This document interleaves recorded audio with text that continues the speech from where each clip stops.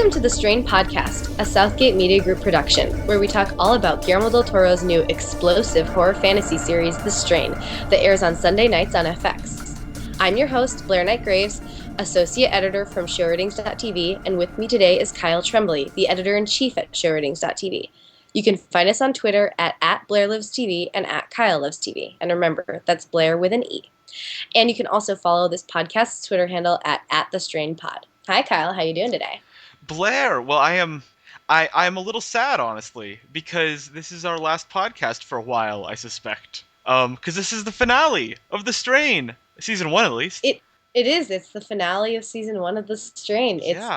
I'll agree. It's been nice to talk about this television show every single week with you. I know. What else are we going to talk about? It's Gosh. We've been talking about it so much, and now it's gone. It's out of our lives for like a year. I don't know how I'm going to handle it.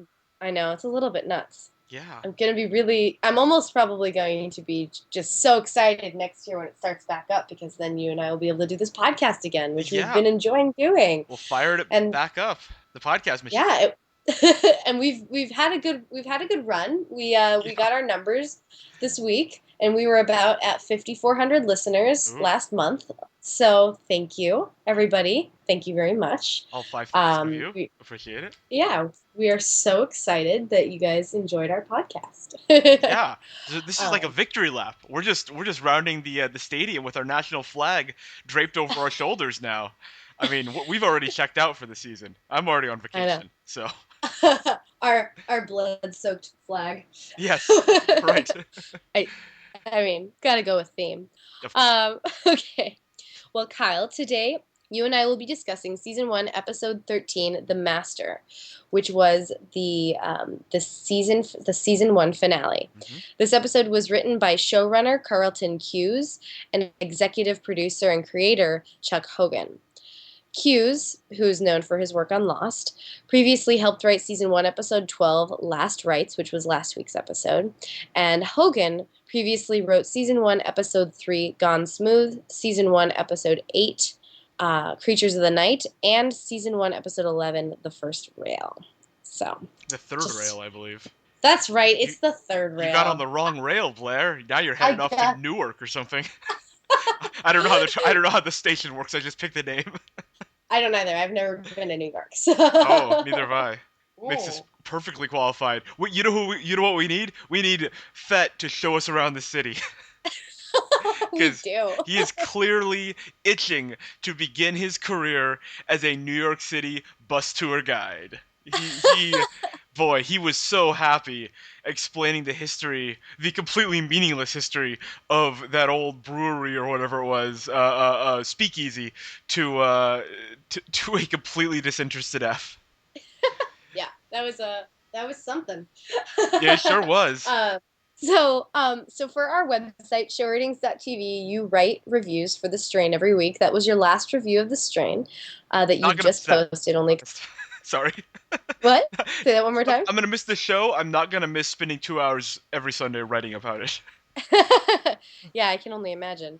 But you just posted your review, and you rated this episode quite highly. I liked this episode. I didn't like certain parts of it, but overall, I feel like, and I've written this in multiple reviews now, when The Strain is urgent, when I feel like the urgency of the characters matches with the urgency of the situation, it almost can't go wrong in my mind. And maybe that's because I'm coming in with no knowledge of what should happen, as many of the viewers who are also book readers have.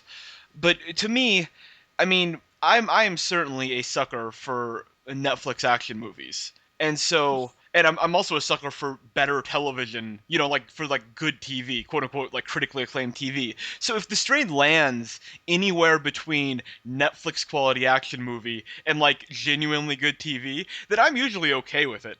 I have trouble when I feel like I would be having more fun watching a Netflix action movie than The Strain. Those are the weeks, like last week, honestly, when I have some struggles. But like this week, to me, I mean, anytime they're going after the Master, it's gonna be good. Like I find it very hard not to enjoy fight scenes with vampires, and that was a lot of this episode was sort of that scene and then preparing for it and all of that. So I mean, honestly, like this was always going to work in my book because it was fun. Right. It's fun. I mean, it's a good time, and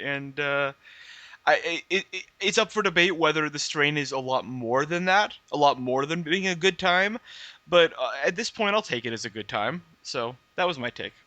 That's I think a great take to have, and I think that if I had not read the books, that I would probably be in the exact same boat. Mm-mm. Mm-mm. Well, you've talked on this podcast now for many weeks about your expectation that something would happen at that finale, and given that precisely zero characters died, and really nothing with lasting implications actually happened, as far as I could tell.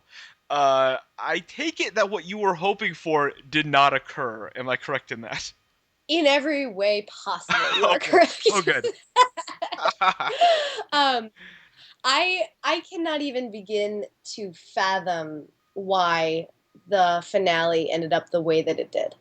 And I in what? given the source material, Okay. given that it's created by the same creators, and like that it was, I think if I had not read the books, and again, I preface this every week. I'm not the type of person who gets upset if books and movies are different or books and TV shows are different. Yes. But there's something about this that is upsetting me. And it's just that the quality of thing that happened in the TV show and the quality of thing that happened in the book is so, like, Okay. unbelievably different. So it's like the quality of the events that occurred, yes. I guess, is what's bothering Right. me. Are you specifically referring to the scene, not to give it away any book spoilers, which I might accidentally stumble into with my complete ignorance, but are you specifically referring to the scene in which Vampire Kelly shows up and F shoots her in the shoulder and then she runs away? Is that specifically the scene that was different in the TV show than the book? That is one of 3 scenes that were Okay. specifically different. Because There I were had a lot of 3 problems. Sorry. Yeah, I had a lot of problems with that as well. And I mean that sequence was, in a nutshell, boring. Yes. And almost intolerably bad. The way that, Sure. like, I've been trying really hard not to blame Ben Highland, the actor who plays Zach, for anything, but I think, like, genuinely the kid could not carry that scene. And he could not, and that material was good enough that he should have been able to deliver it better than he did. Yeah. Specifically with the photo album. That was, Yeah, but, like, yes, that sequence, that there were 2 incredible red herrings for book readers. Okay. In hold this. Hold on. We got to talk about that sequence though. We got to take this one by one. We'll go through your red herrings, but I want to talk about that sequence because even for a non-book reader, that was terrible. That felt to me, again, as someone who has zero familiarity with the source material, did not know what was happening going in. That felt so strongly like a punt to me. Like they had some big reveal, and they're holding it for season 2, and so they put in a placeholder scene just to sort of fill out the hour, because that was the last scene of the entire season, and literally nothing happened. Like, Kelly walks through the door, gets shot non-fatally, and walks away. End scene. Yes. Like, that cannot be the scene that your season ends on. So it seems to me like honestly, what I believe happened, without having any knowledge, is they filmed a much better scene with a much bigger event, and then they got panicky about season 2 and reshot this scene and decided to save it to buoy some early season 2 episode, because it could. I refuse to believe that Carlton Cuse is so incompetent that he thought that would be a satisfying way to end the season. That specific scene. She doesn't run away. She's not scared by anything. She just chooses to saunter off. It's nothing. It's nothing scene. Yeah. Absolutely nothing. I 100% agree. And it's interesting though. How did you pick that scene out as the scene that you thought would be? Well, that would be different. I mean, it's the last scene of the hour, and this is an hour where a lot of action happened, and I mean, it's been clear as day, obviously, that the show was going to figure out some way to get F and Zach into a confrontation with their mother. Since we haven't seen her since like 6 episodes ago when she was, or 4 episodes ago when she was turned by the Master. So, Hmm. I mean, clearly, like that was a seed was planted, and they were going to harvest it at the very last scene of this season. And they set it up. She arrives via the silhouette, like she's basically getting like a WWE wrestler style entrance. Like you see her in advance, and I mean, all we needed was like intro music for her to play. So honestly, I thought either F or Zach was going to die. Like I thought either something was going to happen to F, like he was going to get kidnapped or taken. Obviously, they're not going to kill Corey Stoll, but something major was going to happen to him, or Zach was going to get killed in that scene. Like those were the only two options to me. Like you're ending the season. This is it. This is your grand finale. You're lighting off all the fireworks. And for that scene to amount to nothing and to be so flat and so meaningless and just have again so little urgency in an episode that had a lot of urgency in it, that scene had Yeah, absolutely none. Um, uh, and no emotional weight. no No emotional weight. emotional weight. I mean, we could talk about why they were there in the first place. The stupid Zach wants to get a photo album, like the most manufactured reason possible to get them alone in that house. Top to bottom, that was a stupid scene. It's inexplicable why the show ended on that. And the only way I can rationalize it is that they're scared of season 2 not having enough big events at the start, and they're saving whatever big Kelly F Zach event they have for the start of season 2 rather than using it here, which is a massive mistake. And if they don't have that big moment, if there isn't a big moment planned, then that's 1,000 times worse. So Yeah. it's either bad or horrible. There's no good here. Well, I will allow you to navigate me through the book talk, Yeah. because I can answer any of those questions I, for you. I I don't think our listeners, even though I think 90% of our listeners are book readers and wouldn't care, but for the 10% who are like me, willfully ignorant, we better not spoil anything. But what's your second of your 3 book points that you have an issue with? My second one was the scene in the attic when Abe and the Master are fighting, Interesting. um, because that happens in the middle of book 2, Mm, not in book 1, and it's a very different circumstance I in see. that. But it's like I didn't, as I've said repeatedly, like they've been pushing a lot of things up, like Yeah. the Vampire Squad and all that stuff. Vampire Squad, same thing, doesn't really make a real appearance until book 2. The same thing with the ancient vampires, not really there until book 2. Like there's hints of it in book Right. 1, but like you're not really confronted with it, and you're not really confronted with Gus's part of the story until book 2.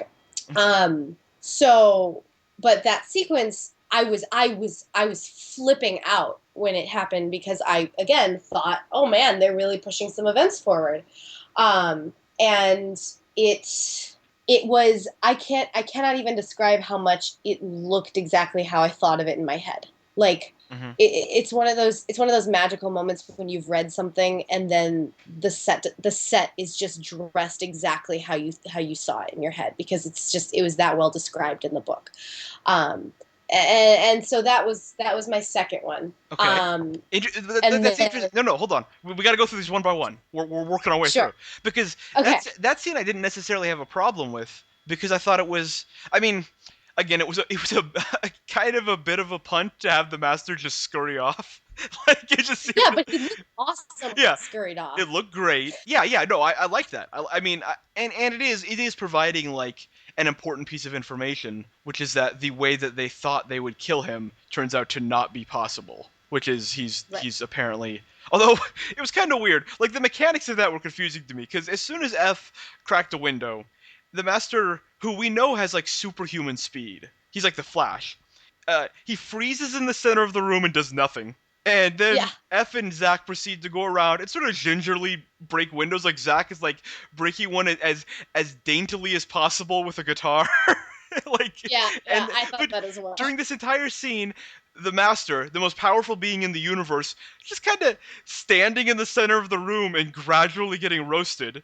And yet, when he is pushed out through a window into the broad daylight, he gets all of his strength and he scurries like 100 feet away. Like what? What? Like I don't understand. Yeah. Why did the sunlight affect him so badly when it was like one ray of light from the room, and yet he's able to gather himself and run off, uh, when he's like just in the sun. So Well, he does writhe in the sun a little bit before he's oh, able to yeah, scurry but off. then he gets up and scurries off.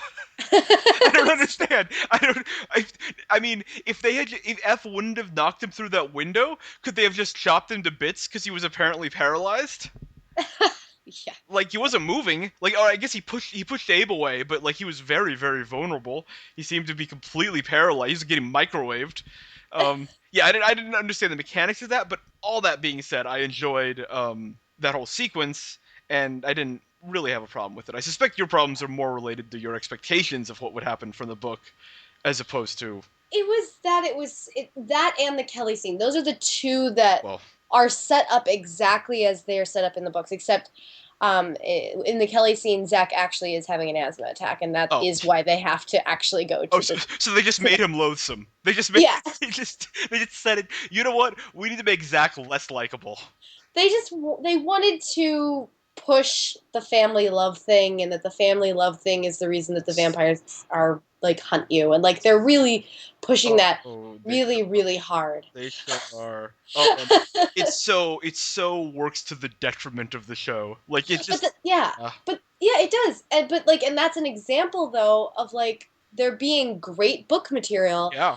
perfectly fine book material that is of a higher caliber than what ends up on the screen. Yeah, Eh, anytime the strain is going to launch into a misdirect like that, where Zack is like faking an asthma attack, they should just ask themselves like, hey, if we just played this straight, no misdirect, would it work better? Because the answer is always yes. Like that scene would have been better if Zack was just having an asthma attack.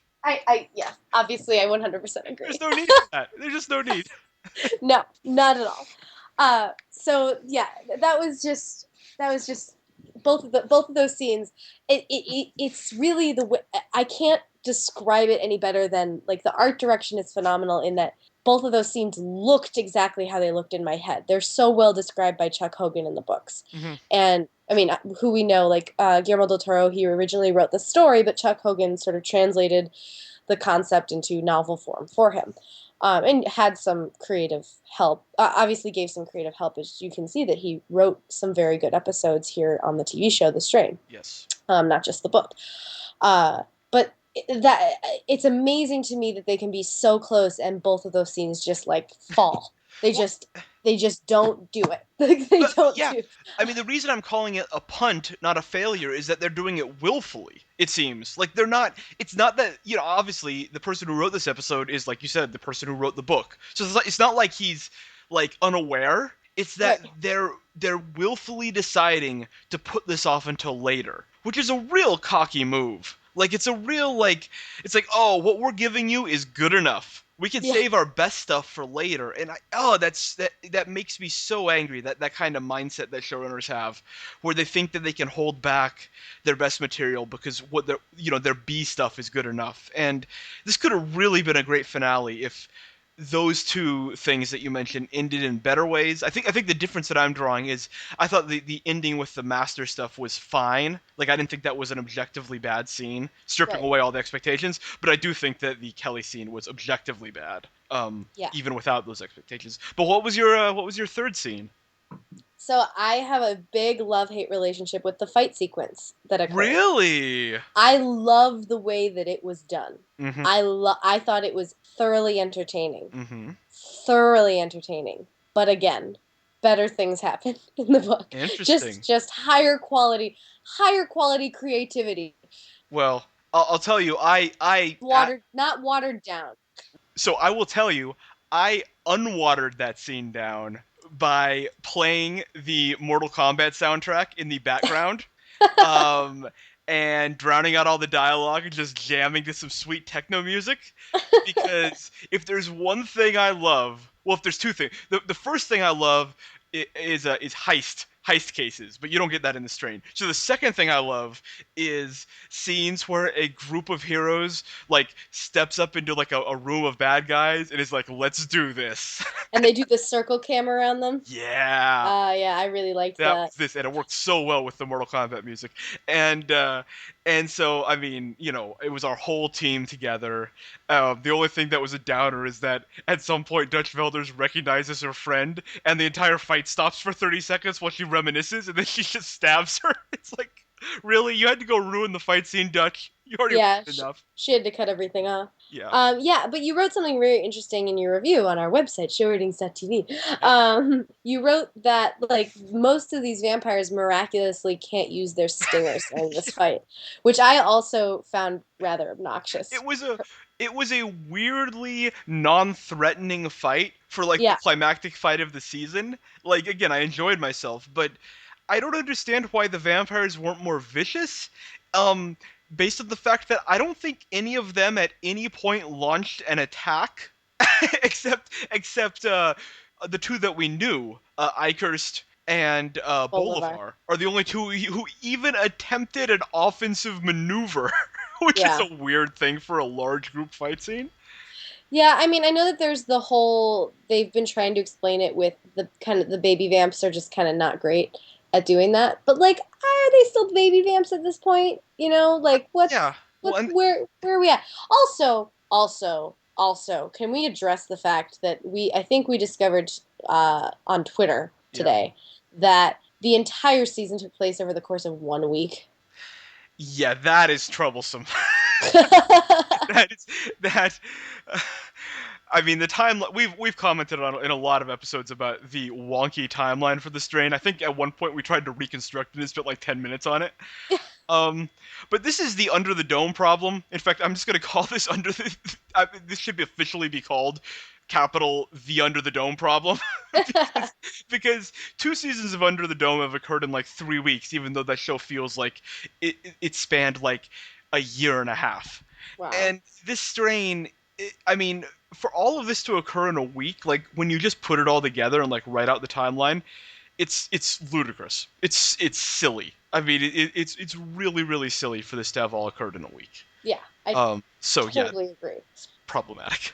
I would have bought 2 weeks maybe, because a couple episodes felt like they took place over the course of 2 or 3 days. Yeah. So I could have bought like 2 or 3 weeks. I'm gonna give it 20 days. I'm gonna say that 20 days is the earliest is what I would buy for this season. Like it's not as bad as Under the Dome. Like you could sort of tell how episodes occur one after another, but at the same time, it just feels like it's been longer than a week. So like with the whole world, the biggest problem is the fact that the thing that started all of this is a plane based like very safely crash landed, Yeah. where everybody was sick and the CDC was called in, and then there's no afterthought for that. Then the internet goes out, and then people are getting sick all around New York City, and nobody stops to go, oh hey, right, didn't 240 people die on a plane where like they all mysteriously died, and the CDC had to come and they had to give a speech and tell us like that they're investigating this disease, like Yep. it's such a huge, like, I don't even understand how that can be a thing. Yeah. Well, considering that this season was 13 episodes long and spanned a week. Now, are we sure that it spanned a week? Because the more I'm talking about this, the more ridiculous it seems. Like, did we just get that on the internet? Did someone say that during this episode?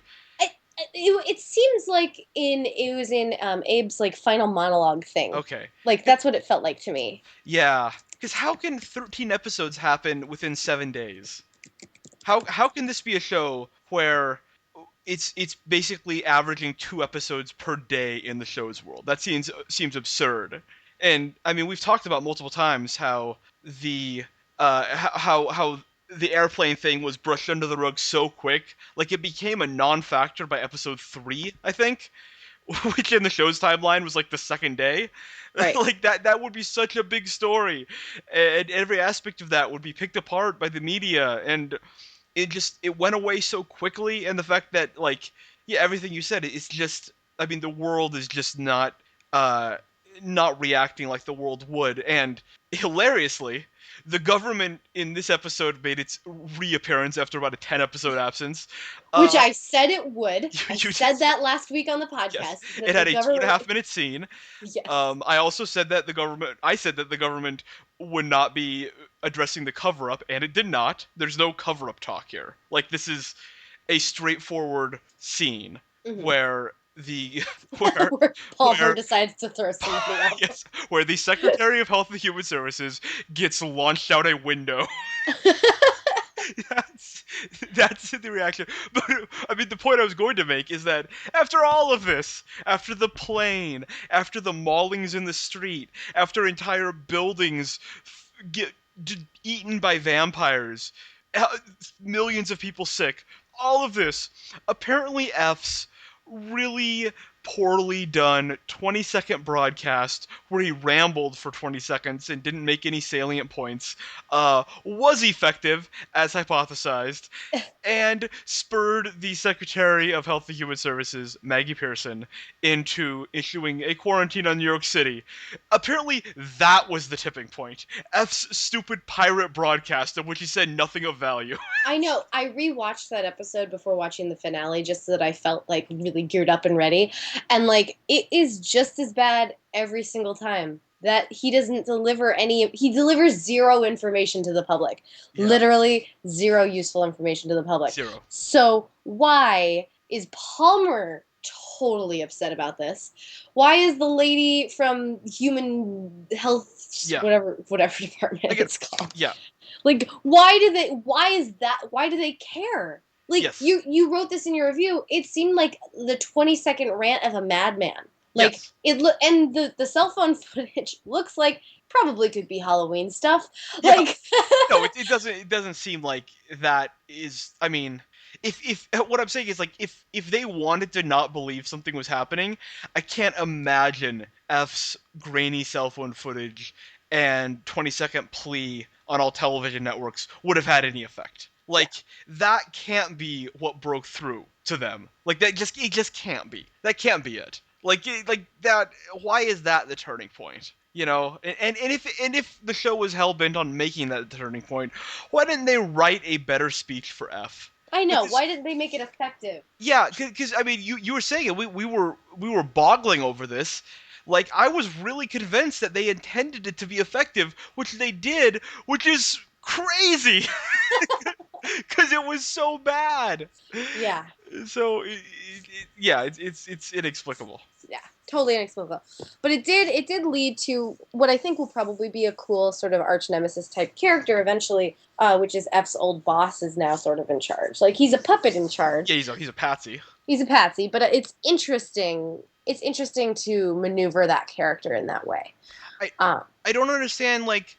Honestly, I don't understand what Palmer's purpose is. I don't understand what the purpose of any bad guy is other than the Master and Eichhorst. Like, what is Palmer's role on all this? What could I get walking in the sunlight, I guess? Like, is he like is Gus to the team of vampire assassins what Palmer is to the Master? Is that his role? To, like, be the sunlight guy? Because, I mean, it seems like the Master's doing just fine. Yeah. You know, is he just taking these meetings? Like, it seems like Eichhorst can hang out, take the meetings. Yeah, because Palmer's not even that effective as a Suntime guy. Like Fitzwilliam, what's his name? Fitzwilliam. Yeah. I accidentally called him Fitzgerald on Twitter. I'm sorry, everybody. Oh. But yeah, Fitzwilliam is an effective daytime guy. Yes. It's like a fixer. Like, he goes, like, gets stuff done. Palmer just, like, talks to people. And I understand Palmer was valuable in instituting the insane Dutch Velders internet outage. Like, in like, being the person who employed her. Although it's still unclear why Eichhorst couldn't have employed her, considering that he employed other characters on the show, including Gust and the late Jim Kent. Yeah. But fine. But what's Palmer's usefulness now? Like, what's he good for? He's strong, as evidenced by... strong because the Master made him strong. Yeah. What if the Master had picked some guy who was already strong? I know. If he'd picked, like, Fitzwilliam. Yeah. Oh, he would have been great. But yeah, I just a little confusing. But again, like, I'm fine with it. Like, any scene in which someone gets randomly thrown out a window, again, okay in my book. That's the strain that I like when just weird stuff is happening. Yeah. I like the show to Yeah. get weird.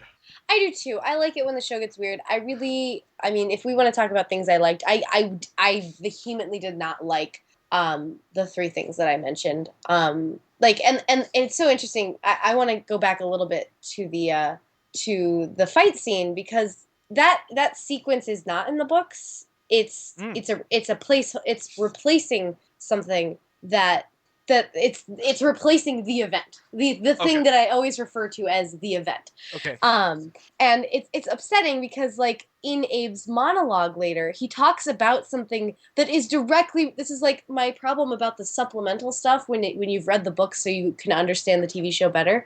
Like in his final monologue, he references the big event. You wouldn't know it watching the TV show if you haven't read the book, but he I didn't. references it and it hasn't happened. And That's I'm funny. sorry. I'm so but the things I liked, I thought this episode was visually very captivating. I Hmm. thought the direction was very good. The creature effects, makeup, all great. Very like some very scary stuff happened. Very funny. You wrote in your review. I totally agree with you about like Fett had a lot of really great one-liners. And Dynamite, a Fett And carrying around what I called Wile E. Coyote sticks of dynamite, just ready to blow up vampires at a moment's notice. which is wonderful. Yep, classic Um, Fett. Icorst just, did one of his Always, wonderful performances that you always a just, delight. yeah. Can we talk? Can we praise this guy? Richard Can we, Sammel, yeah. right? Yes. Richard Samuel or Stammel? Samuel. Sammel? Samuel. Whatever his name is, he is this show's breakout star. He is. He is a delight. He has turned a role that could have been very flat. Can you just imagine that character being read without the just utter glee in his delivery? Like that, I'm sure that was partly like direction, but he's making a very distinct choice with that character Oh, to it's a, yeah. yeah to play him like almost like a clown, Yeah. which It's is great. yes, absolutely great. And very different from in the books. Like in the books he's Interesting. very menacing. He's not like this kind of quirky menace. He's just like a complete menace. Straightforward. Straightforward menace. Yes. And I like this Icarus. Oh, that character would have been a disaster as a straightforward menace. It Yes. would have been such a cliche on a show that traffics in cliches. Like, Yeah. yeah, that character is honestly the strain's one character accomplishment. I don't think any other character on the show is an accomplishment in any way. I think that some are more effective than others. They're all collections of tropes and stereotypes and things we've seen on TV a million times. That Icarus character is not that. The Icarus Yeah. character is a unique creation, the show's one and only unique creation that it can hang its hat on and say like this is an accomplishment. And a lot of that again is the performance. Probably an uncomfortable amount of that is the performance, but Yeah. nonetheless, it is the strain's one character accomplishment. Yeah, would you put it on par with I mean not on par obviously, but similar to the Joker in The Dark Knight? Similar, yeah, and also what's the German actor's name? The really delightful German actor who won an Oscar, um, who I really want to make a comparison to, but him in Inglorious Bastards. Oh, that yes. What is Yeah. his name? I know what you're talking about. I've He's never watched he's an Inglourious incredible. Bastards. Oh my gosh. Uh, we're gonna have to talk about that sometime. But I'm googling it now because I can't stand myself Oh, for I doing that. Um, but is it Christoph Waltz? yes, it is Christoph. You got it before I could Google it. Christoph Waltz. It's a very Christoph Waltz performance. Mhm. Right down to him being German. I was gonna say. but but just in that terms of like, he's the scariest character on the show, frankly by a mile. Mhm. Considering that the master looks like some kind of mutated frog. Um, and he's also the happiest character on the show. Like that's in a like when you can pull that off, when the scariest character in your movie or your TV show is also the happiest, that is an awesome juxtaposition. That's really really good because that creates such an interesting space for that character to occupy. In this show's particular, where everything is kind of grim except for Fett. Um, every, everything else, everyone else is pretty grim, and then you've just got this German guy who's loving the afterlife, and also like a brutal murderer who was a Nazi. Like it's just great. Like what a great character, and what a fantastic performance. And I mean, without him, I don't know where the strain would be, honestly. No, and I frankly I don't think that the show would have been renewed for a second season without him. It would have been a bad renewal. It would have been Yeah, FX making a mistake to renew yeah. it without him. I mean, yeah. Can you even imagine if the guy who played Palmer played Icarus? Ugh. Like, right? Just I will say I liked him more revitalized in this episode than in previous episodes. yeah, I liked strutting, cocky, pouting Palmer rather than just sickly on his deathbed Palmer. yeah. Oh yeah, Sickly Palmer was Rough. intolerable. It felt like he was just a one-trick pony. Yes. And it was nice to see a little bit of variety from the actor and a little bit of range. Yeah, and I thought his scenes with Icarus were really good at the start of Mhm. this episode, and that's I think largely because pair anyone with Icarus and it's going to be good. But I mean, it was good.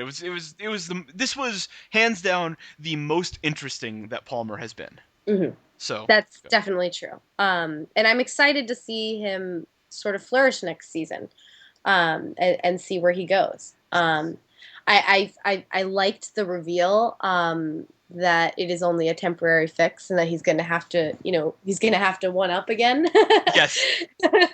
I thought that was very good, and it sort of gives that character a lot of things to do, and it gives the actor a lot of range because then you're going to get more in the desperation realm and things like that. So Right. I'm very very excited for where that character is going next season. Yes. Are Uh, we going to talk about our favorite topic, Gus? I mean, of course we're going to talk Okay, about. good. Yeah. How much did you hate Gus this episode? Uh, I mean, on the one hand, he had stuff to do, which was uh, be kidnapped and then launch a couple feeble attacks on his vampire captors, and then sit in the middle of a circle of them, which like had a spotlight. I didn't know who was operating the spotlight in that. Um, and then get recruited into their gang, as I think everyone in the world, even non-book readers, assumed he would be, because that was clearly where that was heading. So I mean, it wasn't surprising. I certainly figured that was where we were going from the events of last week. At the same time, it gives Gus something to do, which is nice. I'm glad he's not just going to be wandering the streets stealing cars. So I yeah. I really thought that you were gonna harp on the fact that my favorite line that came out of Gus. There were a lot of really funny things that happened. Like just it sounds like you might want some revenge, like all that stuff. Oh Like yeah. the lines were very very funny and very campy in that scene. But there was one in particular where Gus says to Vampire Commando leader, he says. So you're talking about a turf war, huh? Oh my gosh, I forgot to harp on that. I wanted to mention that in my review. Like they couldn't, like the writers just couldn't resist reminding us that Gus is street smart. Like he's like, oh, remember guys, we set this guy up as a gangster, and look at him making a turf war metaphor. And then I imagine the writers' room like wrote that line, and then spent the next hour high fiving, and then threw themselves a party, and then didn't write the rest of the episode. Like that was the reaction in the writers' room to having Gus claim that this is a turf war, which is the most forced and hacky metaphor I could possibly imagine. It's something that character would never say in a million years.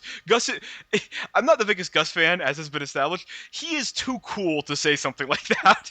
It's that true. that is the line that a lame 45-year-old white person says. And Chuck Hogan wrote this episode. I'm just saying.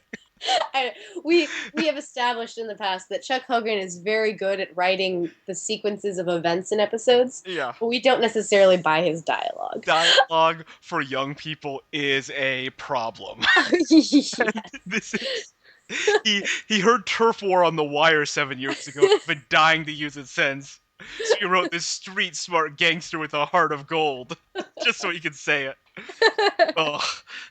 Yeah. But no, I really liked that. Again, something that I believe, if my timeline is correct, is being pushed up from the second book into the first season, which is just one of those things that's confusing me a little bit because, as I mentioned a couple episodes on the podcast, they signed up for the show to follow, supposedly, to follow the books pretty stringently, and they signed up for the show to have a limit. It's not it will end when the story is done being told. Yes. But they're moving a lot of things around, which scares the crap out of me because it might be a sign that FX is going, you know what we could do? We could give you more seasons than there are books. Look how well it worked for Dexter. Like, Oh, no, and you're absolutely right. Like, that is really concerning because the people who wrote the books are making this TV show. So, I don't understand why in a series that, like you said, has already been announced to be limited, they would be messing with stuff. Why wouldn't you just tell the story as is? Like, it's the books are successful. Maybe if something needs to be fixed, you fix it. But these are just blatant stall tactics. Like, so yes. much of this is stall tactics, like, and nothing else. Like, these aren't storytelling choices, these are stall tactics. So they're clearly worried that they're not going to meet some kind of quota, which is weird because, again, there are a lot of books. This show could last as few as 3 seasons. You would think, you would 3 books for 3 seasons wouldn't be a hard task. No. But yeah, the fact that they're rearranging things and pushing things back is really strange to me, even as a non-book reader. Um, because you can feel it with the show. Like, you could Yeah. feel the show passing on having big events and instead finishing stories on down notes and, like, weird non-events. And it's just so strange to me. I don't understand how these decisions are being made. And it reminds me so much of The Walking Dead, which is a show that has much more robust source material so it can pick and choose what it wants. Hmm. Um, but the overwhelming sense I had in, like, season 2 of The Walking Dead specifically, don't come after me, nerds, I'm just talking about season 2, um, is they were saving material for a later date. Hmm. And that's fine to do when you have 25 million viewers and you're the most popular show in cable history. It's not fine to do when you're The Strain, which has a decent but fairly modest audience and like 1/10 the social media impact that The Walking Dead does. Like, The Strain needs to be firing out of both barrels here. Like, this Yeah. isn't a show that like, this episode to me feels like it was an episode written for a show that they thought would be a monster genre defining hit. We talked about it in our preview podcast, the very first one we did, that The Strain was being positioned as a competitor to The Walking Dead. It's not. No. It can be a genre competitor, but The Walking Dead has 10 times as big of an audience, has 10 times as big of a social media impact. They aren't. The Strain is boxing in the flyweight division. The Walking Dead is a heavyweight. Like, this is not. This is a the Strain has the same size audience as Grimm. Like, this is not a hit show on the standards of anywhere near The Walking Dead. So it can't be pushing material back. Like, that's not the move that a show in this position can make, even if renewal isn't a concern. Just building an audience is a concern. And these are bad decisions Yeah. to be made for a show in that situation. Which therein lies my issue. And it's so interesting. I mean, I knew that you would pick up the Kelly scene, but it's so interesting that that was the one that you really thought like, oh yeah, they're saving something for later. Like, that's, I mean, yes, absolutely. Like, that, I don't think that's a spoiler for anybody that they intended to do something with that scene and then they let it fall. And just in general, that's how it feels, is that they, as you said, like, they're saving this material when you know how you stomp out The Walking Dead, you Yeah. deliver way scarier material and you deliver way more emotionally weighty material, which the book series has. I keep harping on that, but That's so infuriating that these same people wrote books that do it better, and somehow they've screwed it up. I know. Well, but that being said, maybe that means some really big things are going to happen at the start of season 2 Of to sort of course. to propel us, Of which course. will be great, and I'm excited, but I want it now. Yeah. Well, my new theory now, with you having said that, I feel like it clicked in my head, which is that FX, because TV shows generally, like a 13 episode show, and I don't know the specific production cycle for the Strain, but normally, like, maybe they had shot like 6 or 7 when the show started airing, and then like they shot like one a week from then on. So like this episode was like finished like what, like 5 or 6 weeks ago maybe. Like Mhm. that seems to be like for network TV how it works. I don't know how it works for cable. Um, but maybe they got a note from the network. Having seen like shows like again The Walking Dead, which between seasons 2 and 3 gained like 40, like its audience came back 40% larger, Mhm. and Breaking Bad, which was a modest at best commercial success until the break in its final season, at which point it became a monster commercial success.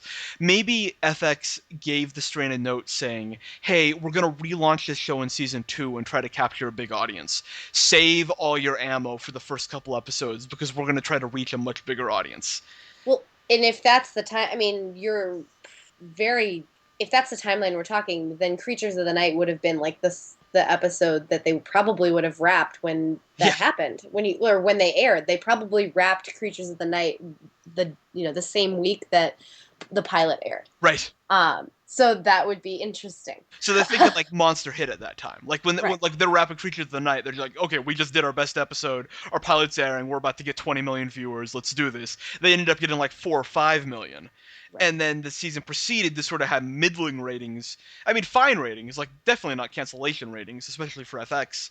All in all, pretty good, except when you consider the expectations for this series. So you have to think that FX is going to put this on Netflix in the off season and hope that, like with Breaking Bad, a lot of people catch up with the series on Netflix, and then they'll launch huge in season 2 and hope to retain those people and try to get the downhill momentum going like The Walking Dead did, where TV viewers, even who aren't inclined to watch the show, see so many people watching it and so many people talking about it on Twitter that they feel like they have to. Hmm. And I suspect that that's the Strain's plan, and maybe that's what's driving the decision to punt on so many of these big events that you're talking about.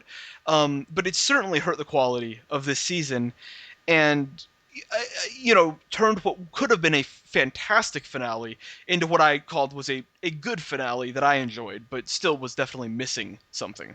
Yeah, I will definitely say it was interesting to me when I was reading your review that you had it at an 8.8 because I felt like this was in the 5 territory. Really? Yeah. Well, I you again. How much of that is your expectations? That's yes, yes. I am aware that it is Okay. my expectations, but I also like felt that with the exception of the sequences with the sequences of the dynamite and the fight scene and all that stuff, I felt like and even with the throwing the lady off the Yeah. out the window, even with that, like for the most part, I just felt bored watching this finale, and I don't like feeling bored when I watch finales. I wasn't bored at all. I will say. I thought. I think even the shakier material and the material that doesn't have as good of narrative grounding as some of the other stuff was still like fun. Like even the Gus stuff. Yeah, I really liked the Gus Yeah, stuff. like you compare it to even last week. Like last week felt so just meandering, Yeah. and it didn't feel like there was a real goal. There was no sense of anything happening. And this week it just like everyone had a goal. People. Gus was in like clear peril. Like he wasn't just trying to rob some guy because he decided that he needs money and a car. Like Gus had a real like thing to do this episode, and the whole crew getting them all together for the big fight scene, and even F and Fett's scouting mission, like that's something that happened. Like they had a clear goal. Hmm. It's like things happened, and it provided like a couple moments for Fett one-liners, and a weird time for him to explain the entire history of a speakeasy. But okay. Um, but I mean, like just like all the stuff in this episode, and again, like the Palmer material, he was much more alive, literally and figuratively. A lot of Ikers, which is never a bad thing. Like I just felt like this episode kind of danced its way through pretty easily, like it's swiftly. Like this felt quick to me, and a lot of action, and I don't think it ever bogged down until they got to until F and Zach went into the house at the end, and then it bogged down in a big way. Hmm. But for the most part, like I felt like this episode sort of flew by, and so I'm always like whenever I come out of an episode of The Strain feeling like oh, that was pretty quick. Like I mean I usually like enjoy those episodes. And I definitely didn't feel that way last week, and I No, feel yeah. that way this week. Oh yeah, as I said, I rewatched last week's episode preemptively, and that was a struggle to get through You again. liked last week's though on the podcast. You enjoyed it. I enjoyed it more You than you you were enjoyed mad at my low rating for that one, and now you're mad at my high rating for this one. Make up your mind, Blair. it. I'm sorry. I'm sorry. I can never be happy when it comes to the strain. That's not I don't true. think any of us can be really like long-term happiness. We're like F, and the strain is our Kelly, just out of our reach. But we keep trying. We won't give up the ghost. We'll only shoot it in its shoulder when it attempts to attack us. All right. Well, before we go, we should cover a couple more things really quickly. Sure. A couple things I find very interesting is also that we had F uh, readdressing his alcoholism, which we brought up once in episode 3. Yeah. Uh, Not a well-established plot point. not a Here we well-established go. plot point, but Indeed, the we're entire season on it. yeah, and it's interesting that there would be whiskey in his home when he is a recovering alcoholic. Yeah. You would think that wouldn't be there. Oh. Then I liked what you wrote in your review. You said you liked Dark Nora. Dark Nora. We didn't talk about Nora. We didn't talk about The Nora. Nora character renaissance. just just coming out firing, guns blazing, Fall Out Boy blaring on her iPod, emo Dark Nora here to deliver cold truths and not sugarcoat them. F comes up to that roof thinking he's gonna get away with his weak stuff, like, "Hey, I'm not going, guys, because I got a kid to watch." And here's and Nora just swatted that down like the Kimbe Matumbo, just blocked and then gave him a finger wag and is like, "Hey, dummy, this is the apocalypse. Get your act together." I just know. I mean, Nora had like 3 lines in this episode, and all of them were straight fire. And I'm just happy that like they just hit the reset button on that character. I am too. I think that I've complained a lot about the female characters on the strain, and I think I like Dark Nora a lot better than I like her sort of being this passive, mopey character. Now she's still mopey, but now she's like aggressively mopey. No, not now. She's. I mean, she is one step away from wearing like dark eyeliner. And yeah, she's gonna become a Bolivar superfan. Oh, the irony. After Bolivar killed, it's like a serial killer thing where like he killed her mother, and so now she's like obsessed with him in a really morbid way. Ooh, I like my story for season 2, Nora. She also chopped off his tongue appendage, which he can't be happy about. He escaped though. But yeah, Dark Nora I enjoyed immensely. Her presence was very welcome for that character, and I'm glad to see the show taking advantage of a reset button it provided itself with that character. I'll say I'm very disappointed that Dutch Velders did not die. Dutch Velders! I couldn't believe it! She almost died a bunch of times. I thought she was as dead as Fat Felix. Like, that character was on the show to die. But no! Still, she survives her one-on-one encounter, or two-on-one encounter with Eichhorst. Fett was involved, which is why she lived. But, and also why he lived, because she was involved. But, what I was gonna say, I had forgotten my point, now you bring up Dutch Velders, brought it back to me. This show is in desperate need of a kick-ass woman, and it was supposed to be Dutch Velders. Like, if you're gonna have the hot, leggy blonde, she might as well kick ass. And inexplicably, they've turned Dutch Velders into Cersei Lannister, just drinking all day. And so, like, Dark Nora is a great development for the show, because if Nora's just gonna be chopping vampires all day, I can get behind that. Yeah. So, yeah. Although I will say, I was fascinated by the lack of chopping that has occurred prior to this episode, and yet the grace of chopping that occurred in this episode. Everyone was an expert. Including little Zach. Including little Zach. Zach. I mean, Zach could not have been more like Carl from The Walking Dead if he was wearing a cowboy hat. Like, it was, I mean, just a perfect Carl sequence of him being presented with a giant sword that he has to wield with 2 hands. Like, could there be a more Carl sequence? But yeah, like, there have not been a lot of encounters with vampires this season. No, Considering that the apocalypse still hasn't happened. I know. I We said it know. was gonna happen in episode 1. Here we are, season finale. Not happened. Nope. Um, but yeah, everyone seems completely adept. I guess it was helped by the fact that this was basically T-ball because they weren't attacking back, so they were just these like stationary mannequins Sort to of. have their heads chopped in half. So I, I mean that helped. they were sort of just wiggling back and forth. It was very interesting. It was such a visually cool sequence of just like the way that they were moving. Like it's very animalistic. Like Oh, you can't see me, audience, but right now I'm sort of moving like them. like, are you It's shimmying? I'm shimmying back and forth, and like that was very very cool. But then yeah, I think that's one of the reasons I was like a little bit disappointed in that scene was that there didn't really seem to be any stakes except for when they were fighting Icarus or Bolivar. Everybody else is just kind of standing around and watching and like making sure that Icarus and Bolivar are okay. Well, the fact that Dutch delivered like a 10-second monologue in the middle of it did not help matters in that Yeah, regard. that's true. We do on the subject of visually awesome things about that scene. I loved when the master was thrown outside and all the vampires suddenly like checked out and moonwalked their way backstage. Yeah, That was awesome. That's the kind of visual thing. Like a couple episodes ago, the tunnel scene, the yeah. little tunnel scene. Like the Strange just does these little Guillermo del Toro things that are just awesome, and that was one of them. Like that was so memorable to me. Yeah. Well, I think with that, this is a good place to sort of wrap all the thoughts together. But I think with that and the ancient vampires, with the Vampire Squad, and then the way that the Master moved, like I really want the show to just go full Del Toro. Um, Yes. and it's sort of this might again be sort of like the network notes things that we're talking about, Yeah. like the show is trying not to go full Del Toro because it's trying to sort of like not isolate its audience because yes, there are people like me who are Del Toro super fans and who just like go crazy for that stuff. Mhm. But I'm sure for some people that's a little bit off putting too, and it's like comes off as campier than it actually is because it's actually very scary.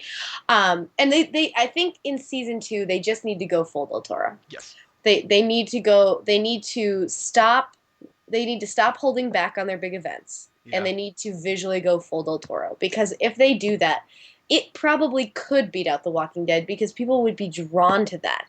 Like that is the type of thing that is huge on television right now. You give it a Del Toro budget and you give it the Del Toro eye, and it's going to be magnificent. They just have to give it. They just have to allow it to happen. So Yes, that's I could not be more vigorous in co-signing. The strain has always felt from episode 1 that it was holding back, and that there's something there's an edge to the show that is a little too polished, and that the show's chance to be memorable lies in that sort of roughness, like those visual moments when something not hyper violent and not hyper gory because that's on a lot of TV, but just something weird happens. mhm. And I'll end my thoughts on this season by comparing it to another FX show, which is The Bridge, the very lightly watched crime drama, um, which in season 1 set up a very interesting world populated by interesting and three-dimensional characters and proceeded to tell the most Criminal Minds episode story it could possibly imagine. Like, the main story arc in The Bridge season 1 was a Criminal Minds episode, right down to the fact that it concluded on a literal bridge. With a villain twirling his mustache and with dynamite strapped to his chest. Like it was and it was such a bummer because on the fringes there was like all this fascinating and strange stuff happening in this like really specific setting of the border of El Paso and Mexico. And yet the show just felt this like dutiful necessity to tell this really stock, boring story. Season 2 of The Bridge abandoned all of the story. It got rid of its showrunner, or it cut one of its 2 showrunners. It kept the one that's weird. And season 2 of The Bridge is just wall-to-wall weird. And the show didn't pick up in the ratings, but it is a lot better, and it's very unique and memorable. It's like nothing else on TV. It's one of the strangest shows on TV now. And I just hope that everyone involved with The Walking Dead gets a note like that from FX saying, hey, if you want your show to work, embrace the weird. I, Embrace weird. I'm sure that what you just meant to say is the strain and not the Walking Oh Dead. yeah, the strain. Well, I use them interchangeably. The Walking Dead doesn't need my advice.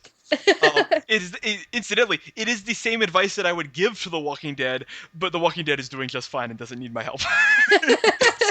So the strain does.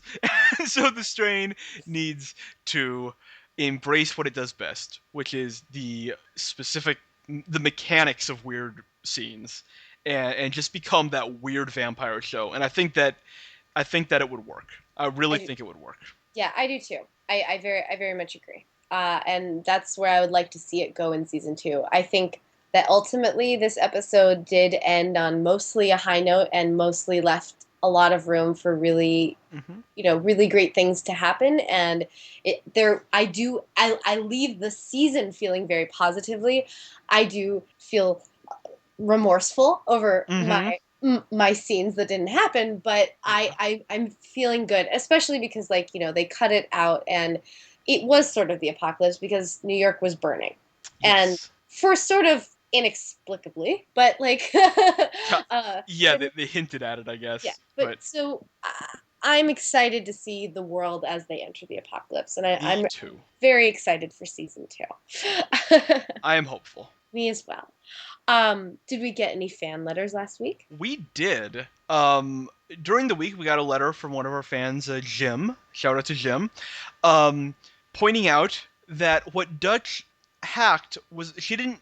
You remember, because last week she pirated that broadcast signal to broadcast F's notorious address to the nation that was apparently the most effective piece of public speaking since, I don't know, the Gettysburg Address.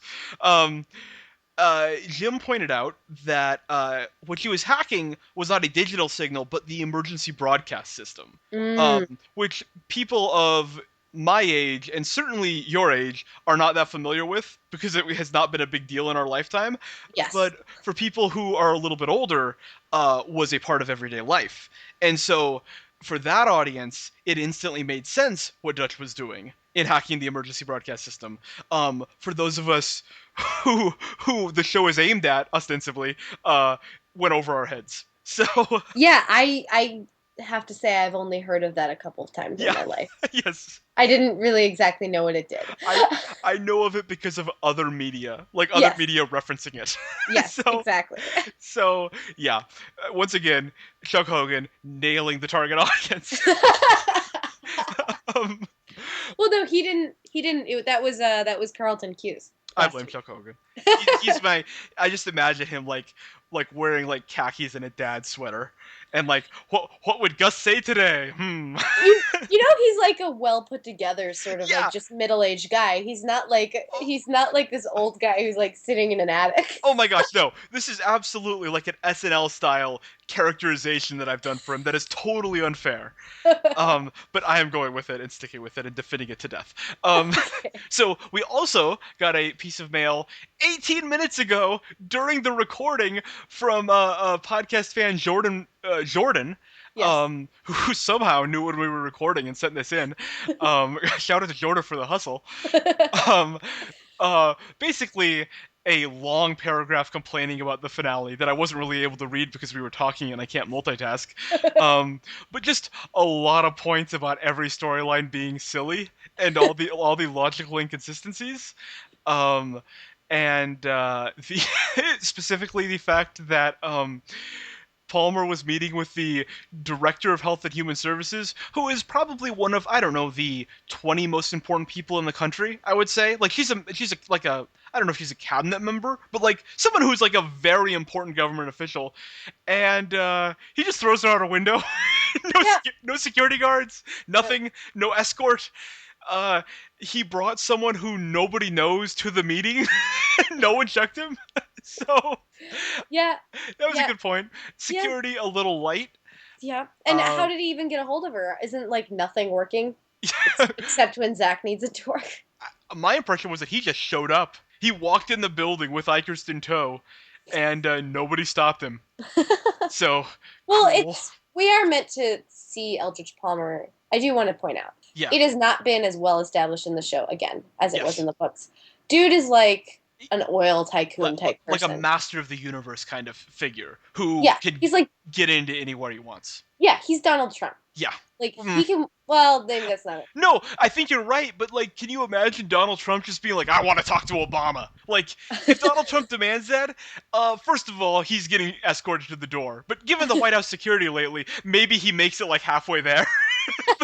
Even still, there's no way he's getting in the same room as Obama.